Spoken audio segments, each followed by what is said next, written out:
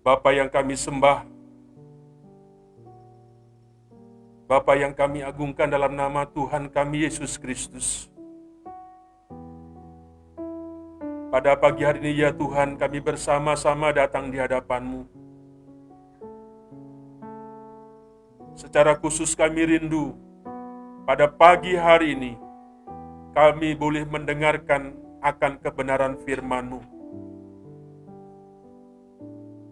Kami ingin diberkati, kami ingin diteguhkan, dikuatkan, dihibur, bahkan mungkin sekalipun kami mau ditegur.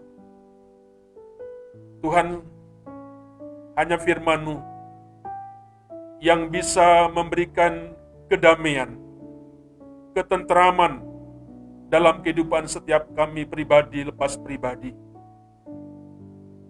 Kami ingin sungguh menyiapkan diri kami, seluruh aspek kehidupan kami, untuk kami fokus mendengar apa yang Tuhan ajarkan kepada setiap kami. Kami mohon ya Roh Kudus, bimbinglah kami, tolonglah kami, sehingga kami boleh mengerti, memahami apa yang menjadi maksud dan kehendak Tuhan dalam pemberitaan firman-Mu pada saat ini. Terima kasih Tuhan, kami siap mendengarkan firman-Mu, kami siap diberkati oleh firman-Mu. Dalam nama Yesus Kristus, kami berdoa. Haleluya. Amin. Silakan duduk kembali.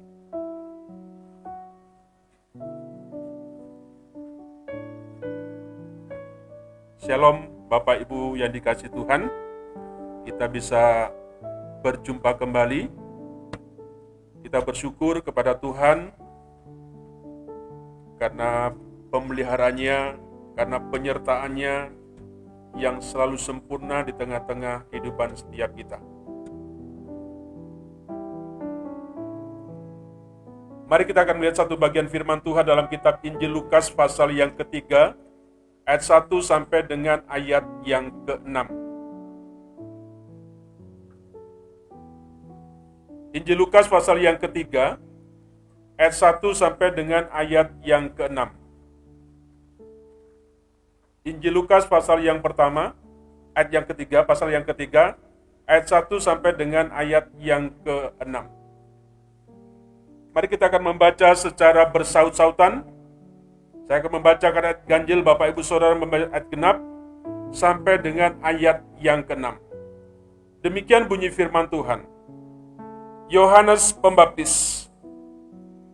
Dalam tahun ke-15 dari pemerintahan Kaisar Tiberius, ketika Pontius Pilatus menjadi wali negeri Yudea, dan Herodes raja wilayah Galilea, Filipus saudaranya raja wilayah Iturea dan Trakornitis, dan Lisanias raja wilayah Abilene.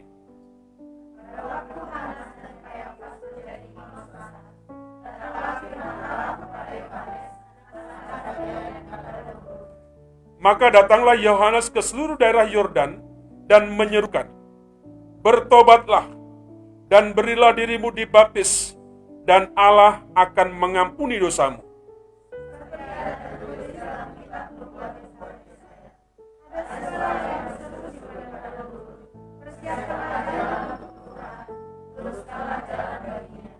Setiap lembah akan ditimbun, dan setiap gunung dan bukit akan menjadi rata. Yang berliku-liku akan diluruskan, yang berlekuk-lekuk akan diratakan.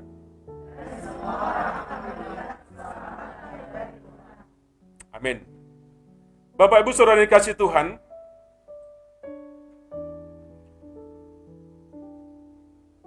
siapapun kita, ketika kita merasa suasana yang berat dalam kehidupan kita,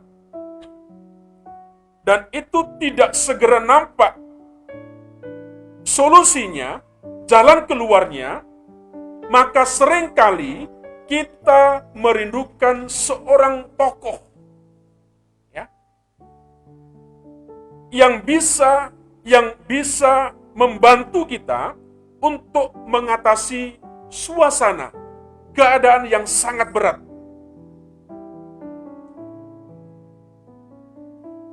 Apalagi ketika kita menyadari bahwa kita tidak mampu untuk menyelesaikan setiap permasalahan itu dengan kekuatan dan kemampuan diri kita sendiri,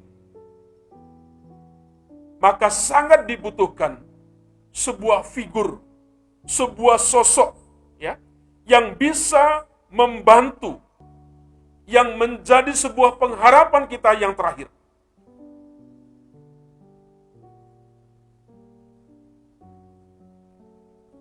Bapak Ibu tidak heran kalau kita menonton film, maka di situ akan ditampilkan tokoh pahlawan yang begitu kita sukai, ya, yang begitu kita kagumi seperti itu. Apalagi anak muda, ya.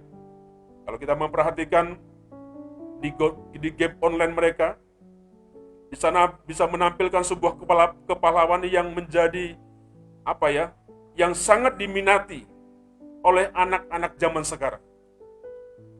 Anak-anak kita yang masih kecil, bagaimana dia tahu bagaimana pahlawan-pahlawan yang hebat, Superman, ya, superhero, dan macam-macam. Saya tidak tahu apakah bapak-bapak juga punya pahlawan seperti itu. Nah, di dalam kehidupan sehari-hari Bapak Ibu dikasih Tuhan, sama kita juga selalu merindukan sebuah figur seperti itu. Hal ini bermula dari sebuah pengharapan akan terjadinya sebuah perubahan atas situasi yang sedang kita alami. Kita mendambakan sebuah figur, sosok seorang pahlawan kira-kira seperti itu, dengan sebuah pengharapan, ya, dengan sebuah tujuan, supaya ada terjadi sebuah perubahan yang sedang kita alami. Nah, karena ketidakpuasan pada kondisi kita, maka kita mengharapkan seseorang yang tampil luar biasa, yang dapat membawa sebuah perubahan.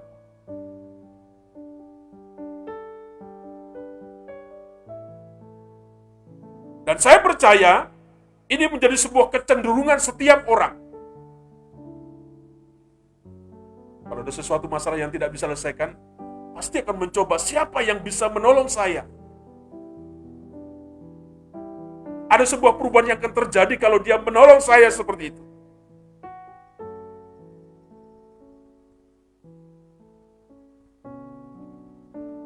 Akhirnya apa?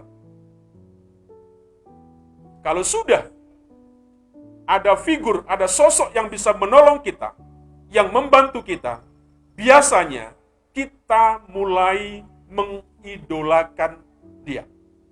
Ya. Kita mulai memuja-muja dia, mengagung-agungkan dia seperti itu.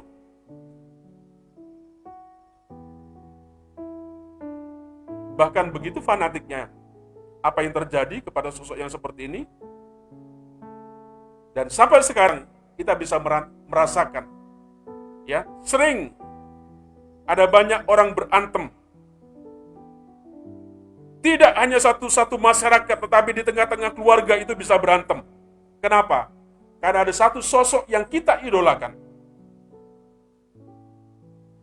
Ya. Dan orang yang kita idolakan, orang yang menjadi sosok yang kita dambakan itu, tidak terima kalau kemudian kita mulai mengkritiknya.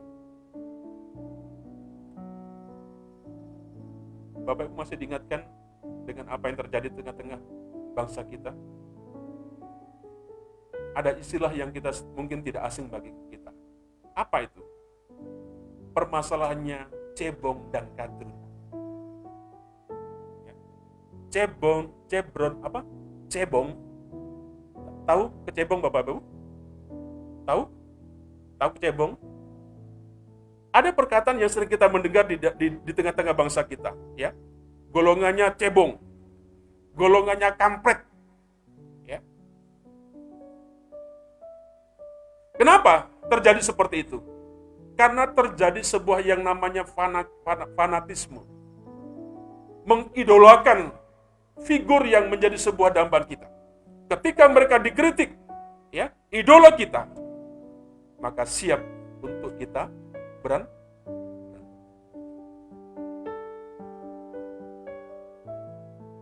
ilustrasi gambaran yang saya jelaskan tadi Bapak Ibu menjadi sebuah pembuka. Apa yang kita baca dalam kitab Injil Lukas ini juga menggambarkan suasana pemujaan, suasana mengidolakan kepada figur tertentu yang juga dialami oleh orang-orang di sekitar daerah Yordan. Ya. Nah, figur idola yang begitu berpengaruh pada masyarakat itu adalah Yohanes. Buktinya apa? Nah, kita bisa melihat dari bagaimana orang-orang di daerah Sungai Yordan itu yang begitu patuh, yang begitu taat kepada apa yang dikatakan, apa yang diperintahkan oleh Yohanes. Sehingga banyak masyarakat di sekitar Sungai Yordan yang sangat-sangat memuja, yang sangat-sangat mengidolakan yang namanya Yohanes.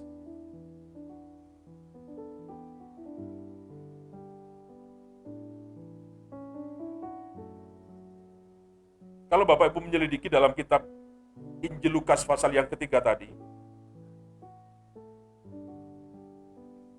dalam pasal yang ketiga, Yohanes itu memiliki sebuah pengaruh besar kepada orang-orang yang berada di daerah Yordan. Pengaruhnya sangat luar biasa. Ya. Mereka bukan hanya mendengarkan ajaran Yohanes, tetapi juga masyarakat di situ, orang-orang di situ melakukan apa yang menjadi perintahnya. Apa perintahnya? Yaitu dibaptis.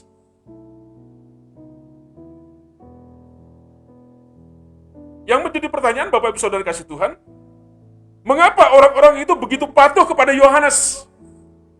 Mengapa orang-orang pada waktu begitu mengidolakan sosok Yohanes? Di dalam pasal ketiga kita bisa melihat penyebabnya. Ya. Ayat 1 dan ayat yang kedua.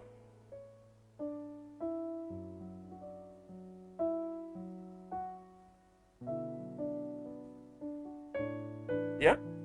Itu ada sesuatu yang menyebabkan kenapa Yohanes itu diidolakan oleh mereka pada waktu itu.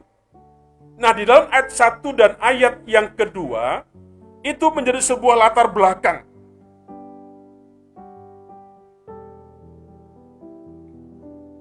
Ya. Ayat yang 1. Di sana menceritakan secara lengkap tentang penguasa pemerintahan pada waktu itu. Di situ ada pemerintahan Kaisar Tiberius, ya. Kemudian ada Pontius Pilatus yang menjadi wali negeri Yudea. Di situ ada Herodes, raja wilayah Galilea, ada Filipus, ada raja Uterea, ya. Ada Lisanias, raja wilayah Abilia. Apa yang mau diceritakan di situ Bapak Ibu? Ternyata di situ secara lengkap ada penguasa-penguasa pemerintahan pada waktu itu. Namanya sudah disebutkan. Ya, mereka kaisar, mereka wali negeri, ya. Mereka raja.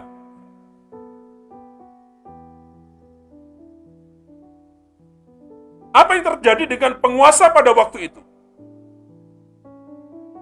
Apa yang sedang terjadi dengan setiap pejabat-pejabat pada waktu itu? Ternyata Bapak Ibu, kita juga disuguhi secara lengkap tentang pemimpin agama pada waktu itu, termasuk adalah Hanas dan Kayafas. Tidak hanya dalam segi pemerintahan penguasa pada waktu itu, tetapi imam dikatakan di situ, ya. Imam besar ada Hanas dan Kayafas.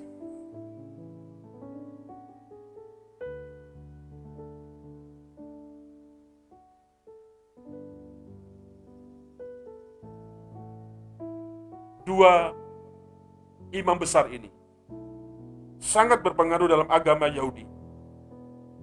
Dia menjadi seorang pemimpin yang utama bagi agama Yahudi.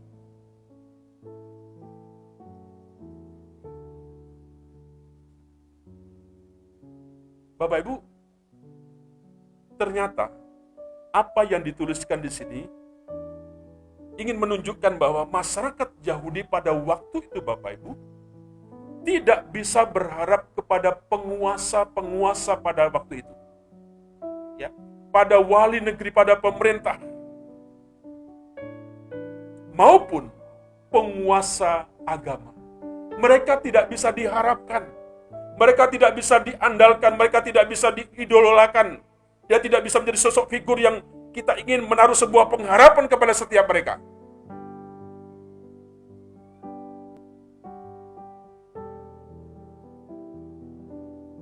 Dengan singkat mau dikatakan bahwa penguasa itu, kedua penguasa itu tidak membawa sebuah perubahan bagi kehidupan orang-orang Yahudi. Sehingga ketika Yohanes tampil dan mengajarkan sesuatu yang berbeda, maka kita bisa melihat bagaimana orang-orang Yahudi, orang-orang yang ada di sekitar Yordan, itu sangat mengagumi dia. Dan mereka menjadi taat, ya, mereka menjadi patuh kepada Yohanes. Yohanes menjadi sosok figur, ya, yang dinanti-nantikan oleh banyak orang untuk membawa sebuah perubahan. Bahkan ada kecenderungan banyak orang yang menduga bahwa Yohanes itu adalah Mesias yang mereka nantikan.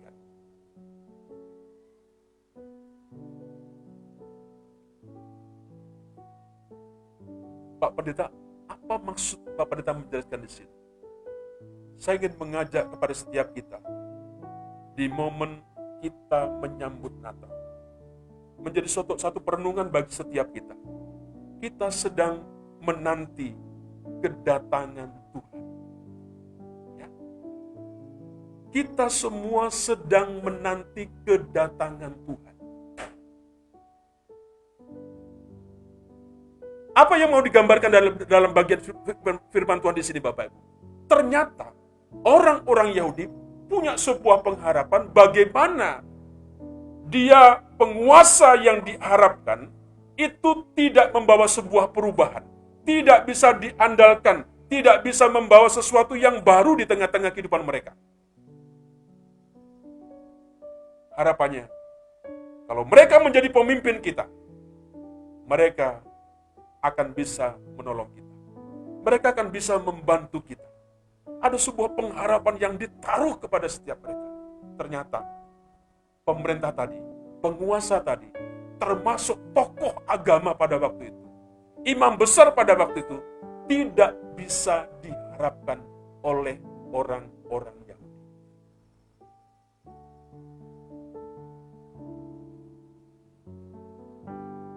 Bapak Ibu, saya ingin mengingatkan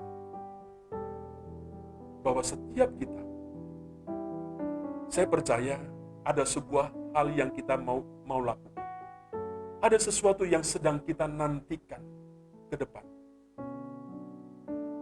Saya takut, saya cemas kalau dalam kehidupan kita mungkin tidak ada sebuah penantian tentang Tuhan di dalam kehidupan.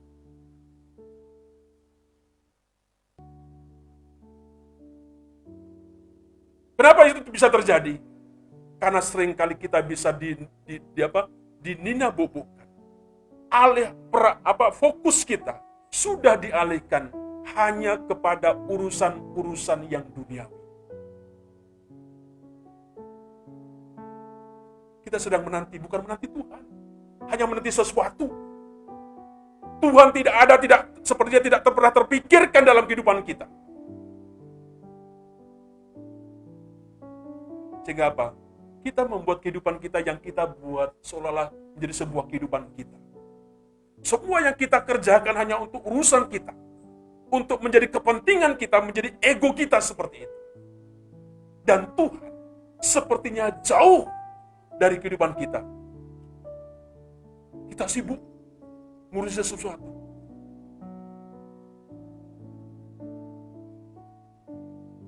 Saya sungguh memberi apresiasi kepada anak-anak kita yang remaja, yang sekolah minggu. Di tempat ini, saya panggil orang untuk bisa menemani di sini. tak nyamuk. Pasang mana pasang ini.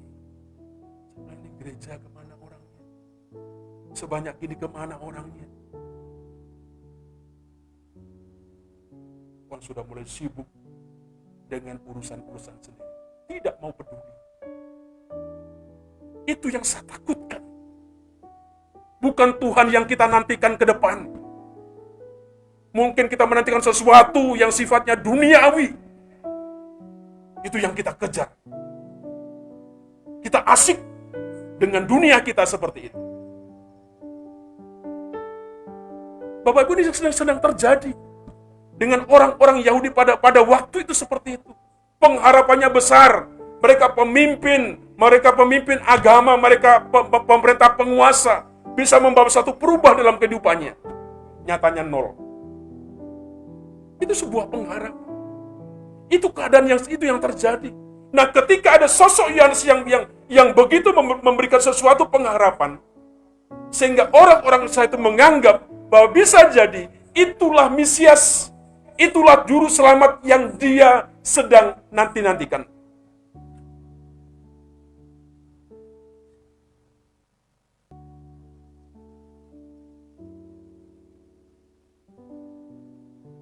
Bapak Ibu, apa yang saya ceritakan, apa yang saya sampaikan ini, itu menunjukkan bahwa pengharapan mesianik tetap ada dan dihidupi di tengah-tengah kehidupan umat Yahudi pada waktu itu.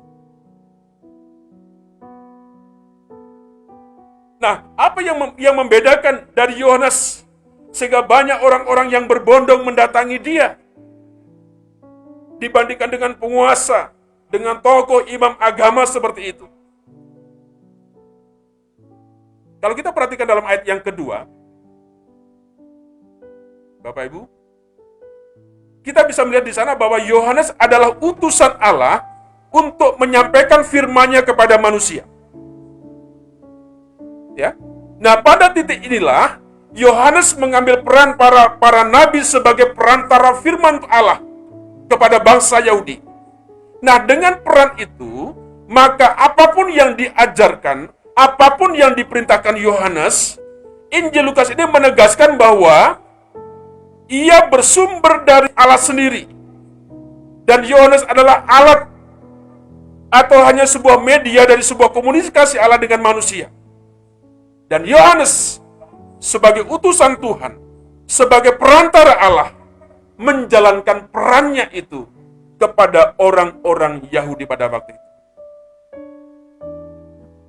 Yohanes dengan rendah hati mengaku bahwa dirinya hanyalah sebuah utusan yang mempersiapkan jalan bagi Mesias. Ya. Kehebatan dari Yohanes terletak pada kerendahan hatinya yang menyadari peran dirinya sebagai utusan yang mendahului Mesias yang akan datang. Nah, belajar dari kisah ini Bapak Ibu, maka kita harus belajar untuk tidak memiliki apa yang namanya fanatisme. Fanatisme yang buta, ya.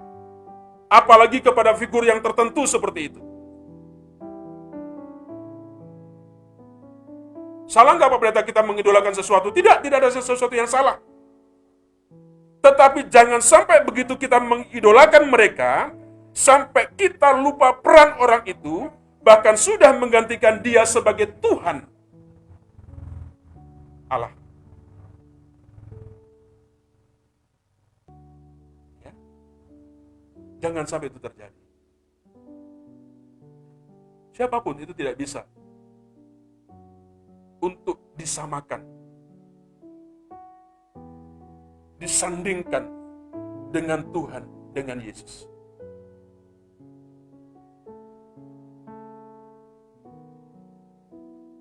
Bapak Ibu saudara kasih Tuhan, ini yang menjadi satu pesan bagi kita. Apalagi sebentar kita akan bersama-sama, tidak lama lagi untuk memasuki ya, tahun politik. Kita diingatkan dalam kita bergereja, berjemaat, siapapun nanti ke depan yang menjadi idola Bapak Ibu, saya berharap itu tidak membuat sesuatu yang tidak baik di tengah-tengah kebersamaan kita seperti itu. Akan terlebih, jangan sampai kita lupa. Karena kita sangat fanatik kepada mereka, kepada dia. Kita lupa peran dari orang itu. Bahkan bisa saja menggantikan seperti itu. Inilah kira-kira penjelmaan daripada Yesus Kristus. Tidak, ya? Nah, di sisi lain, ketika kita memainkan sebuah peran sebagai utusan Tuhan di tengah dunia, janganlah sampai kita justru menghalangi orang lain untuk menyambut Tuhan yang mengutus kita. Janganlah kita ini menjadi penghambat orang lain untuk berjumpa dengan Tuhan. Kalau kita dipakai sebagai utusan Tuhan, sebagai perantara Tuhan, jangan sampai itu kita menggantikan. Jangan sampai itu menjadi penghambat bagi orang lain untuk datang kepada Tuhan. Kerendahan hati itu sebagai sebuah kunci. Sebagaimana Yohanes yang rendah hati, hingga akhirnya dia menyadari perannya yang hanyalah sebagai sebuah utusan. Saya di sini hanya budak. Saya ini adalah hamba. Saya bukan majikan. Saya bukan bos. Saya adalah jongos di tempat ini untuk melayani setiap umat-umat. Saya sudah mengajarkan ini kepada pelayan. Kalau engkau tidak bisa memahami tentang hal ini, hakikat ini, maka pantas kalau pelayanan kita ya seperti itu. Kita hanya utusan. Kita ini hanya hamba. Kita ini hanya budak. Kita ini hanya jongos di hadapan Tuhan. Ini yang dilakukan oleh Yohanes seperti itu. Di tengah-tengah dunia ini kita semua adalah utusan sebagai Yohanes yang bertugas mewartakan tentang Tuhan Yesus. Nah, tugas utama sebuah utusan adalah menjadikan orang mengenal Yesus.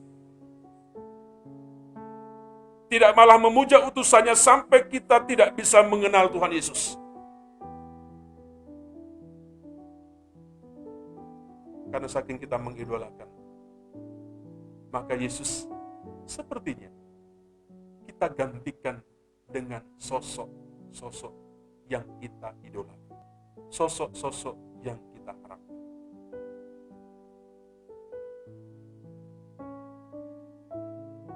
Kedua, yang membedakan. Tadi dikatakan Yohanes adalah utusan Allah yang menyampaikan firman-Nya kepada manusia. Yang kedua, apa yang membedakan dari Yohanes? Seruan yang disampaikan berisikan dua hal, yaitu pertobatan dan menyerahkan diri dalam baptisan. Berita yang dibawa oleh Yohanes hanya dua, dikatakan oleh firman Tuhan tadi. Apa beritanya itu? Yaitu pertobatan dan penyerahan diri dalam baptisan. Nah, kedua hal ini Bapak Ibu, baru bagi zaman ini sebab pertobatan selama ini dilakukan secara ritual. Ya. Apa ritualnya? Ritual korban persembahan. Dalam konteks waktu itu ya. Nah, Yohanes justru menyerukan sebuah pertobatan dan menyerahkan diri dalam sebuah baptisan. Ya. Nah, kebaruannya terletak pada kedalaman makna penyerahan diri. Ya, sebab penyerahan diri sesungguhnya adalah sebuah mengorbankan diri sendiri, bukan binatang atau sarana korban lainnya. Penyerahan diri. Yang dimaksudkan oleh Yohanes yang lebih dalam lagi, bukan tentang sarana, bukan tentang alat korban yang dipersembahkan, korban yang harus dikorbankan seperti bukan. Tetapi penyerahan diri ya, secara penuh di hadapan Tuhan.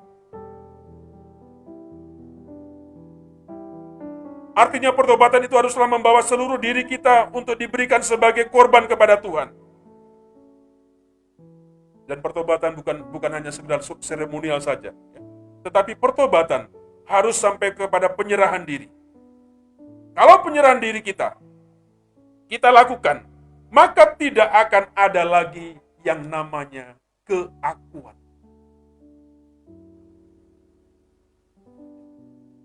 Kalau engkau sudah bertobat, engkau sudah menyerahkan dirimu, hidupmu kepada Tuhan, ya, maka tidak lagi ada yang namanya keakuan dalam kehidupan kita. Jujur, Bapak Ibu dikasih Tuhan, hari ini Sering sekali permasalahan muncul karena kita gagal untuk menyerahkan diri secara utuh kepada Tuhan. Ya. Kita menjadi pelayan sesuka-sukanya kita. Kita dipercaya oleh jemaat dan itu sesuka-sukanya kita. Ada suatu saat nanti engkau tidak akan dipercaya. Dan suatu saat engkau tidak akan diperhitungkan di tengah-tengah sebuah kepercayaan yang diberikan Tuhan kepadamu.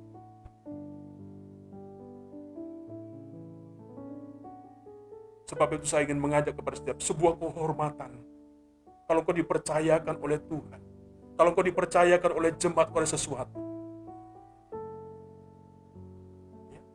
Tapi saya percaya, ada suatu saat kita seolah akan menjadi sampah di tengah-tengah sebuah komunitas. Kita sepertinya sudah tidak dianggap. Mungkin karena mungkin kita sudah kedaluarsa begitu ya. Mungkin kita sudah tua. Baru kita menyadari di masa tua kita ingin lagi untuk melayani Tuhan. Tidak. Generasi kita menyusul. Generasi kita muncul. Kita yang lama sudah ditinggalkan. Mari Bapak Ibu, saya ingin mengajak kepada setiap kita. Kalau kau diberikan kepercayaan sebagai utusan Tuhan seperti Yohanes ini, mari kita belajar untuk menyerahkan diri kita. Ada sebuah kesungguhan yang kita bawa. Ya.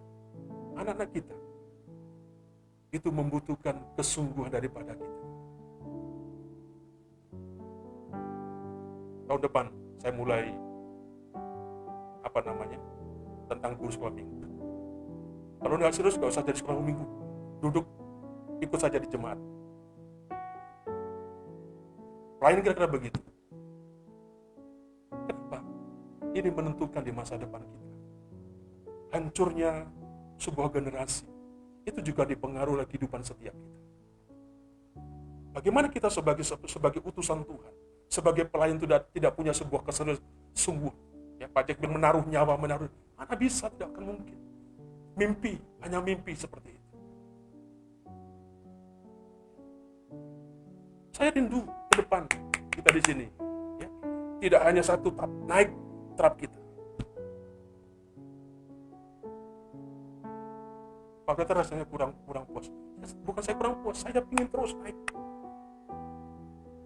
Kepada Safira kami rapat dengan Safira. Saya tanya, Safira menatangani seperti apa? Ya, saya berkata kepada mereka, terus terang saja. Ya, mohon maaf, Safira nggak boleh datang ke sini. Karena tempatnya terbatas. Kalau memang datang, masih diizinkan. Tapi tolong daftar. Ya, tolong daftar. Kalau memang sudah tidak memungkinkan, kita tolak. Boleh Natal sekolah minggu di sini, saya ngomong begitu. Dengan catatan, tidak boleh orang tuanya ikut ke sini. Begitu Pak Pendeta. Di Natalan nggak boleh, kejam begitu. Karena tempatnya. Jangankan yang di Safira, di Purit juga kita larang, tidak boleh nanti hari Jumat kita Natal sekolah minggu ada mamanya yang keliaran di sini, kira-kira begitu.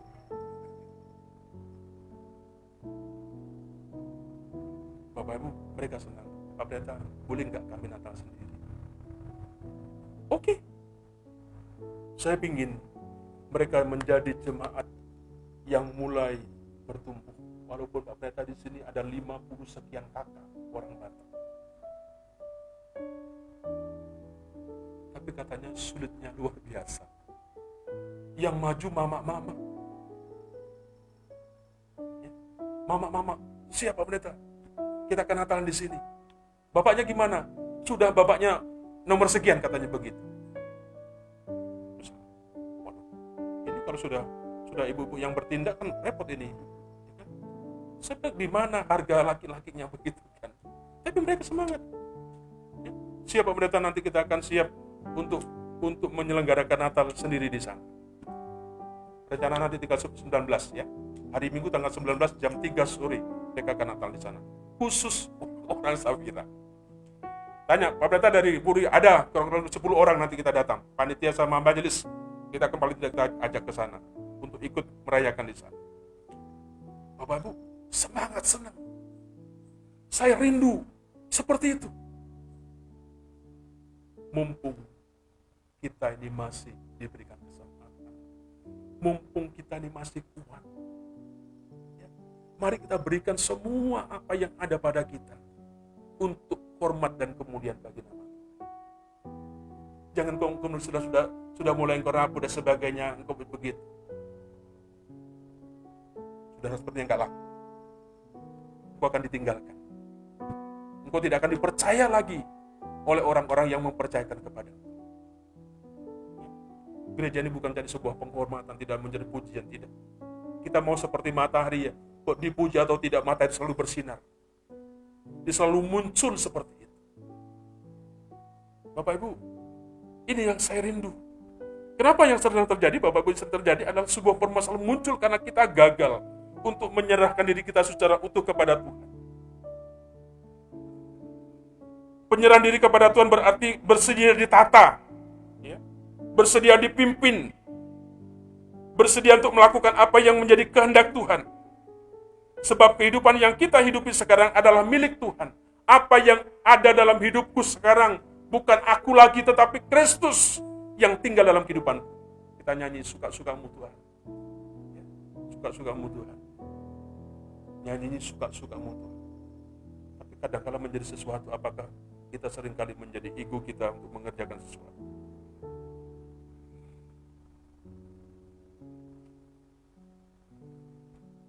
Bapak Ibu, tidak perlu untuk kita dikenal. Mungkin bisa saja Bapak Ibu diabaikan. Mungkin ketika Bapak Ibu mengerjakan sesuatu, mungkin tidak ada sesuatu yang seperti tidak penting.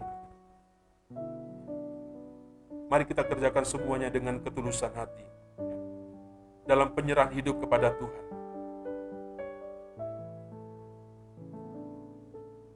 Itu yang menyebabkan kenapa Yohanes begitu luar biasa. Dirindukan, dinantikan.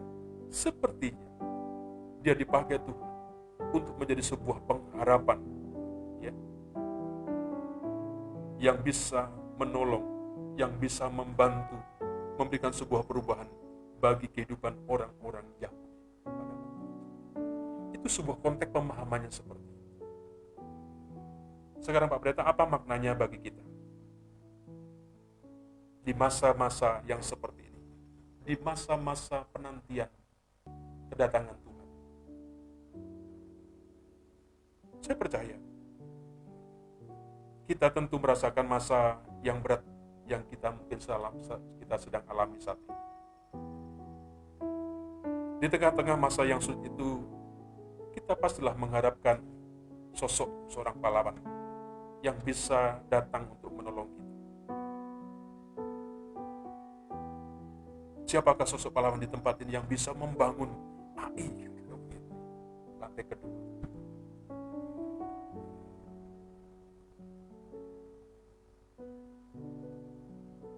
Pemimpin agama, tokoh-tokoh agama, atau pemimpin pemerintah? Nah, belajar dari Lukas pasal yang ketiga, ternyata bukan keduanya. Ya. Karena pahlawan kita adalah Mesias yang akan datang. Juru selamat itu yang akan datang, yang kita selalu nanti-nantikan, yang akan bisa memberikan sebuah pengharapan, yang akan bisa memberikan sebuah perubahan, ya, ketentraman dalam kehidupan setiap kita. Tuhan Yesus yang datang, yang akan datang, dan yang terus kita akan nantikan. Ya.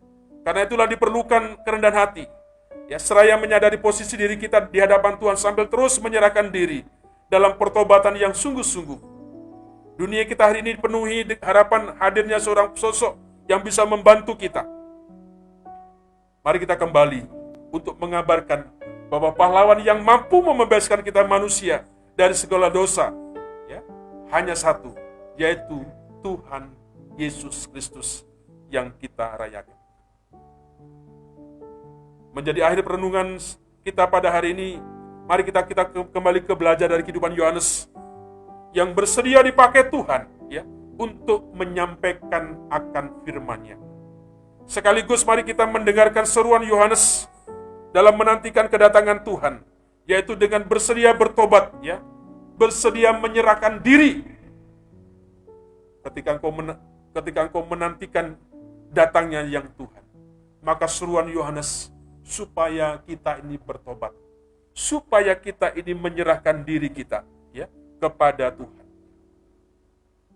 Dikatakan ada lembah yang perlu ditimbun, ada gunung dan bukit yang perlu diratakan, ada jalan-jalan yang berliku-liku yang perlu diluruskan. Itu benar. Dan mari kita meluruskan, ya, meratakan akan kehidupan kita, supaya ketika saatnya tiba nanti, kita melihat keselamatan yang daripada Tuhan. Mari kita berjaga-jaga. Mari kita bermawas diri dalam menantikan kedatangan Tuhan. Ya. Jangan kita terlena. Jangan kita sibuk. Jangan kita terlalu urusan tentang duniawi. Sehingga itu bisa jadi melupakan perkara-perkara yang penting di hadapan Tuhan. Ketika waktunya tiba, ketika waktunya ada, ajal menjemputmu, maka tidak ada lagi sebuah kesempatan. Dan kemudian engkau akan menjadi sia-sia. Dan engkau itu akan menjadi sebuah tangisan di hadapan Tuhan. Mari kita berkarya. Mari kita bekerja dengan semangat, dengan keras, dengan giat. Tapi jangan lupa, ada satu sisi yang penting. Penyerahan diri kita di hadapan Tuhan. Sekali lagi saya rindu. Mari kita terus bersama-sama menantikan kedatangan Tuhan. Sambil kita belajar untuk menyerahkan diri setotal-totalnya.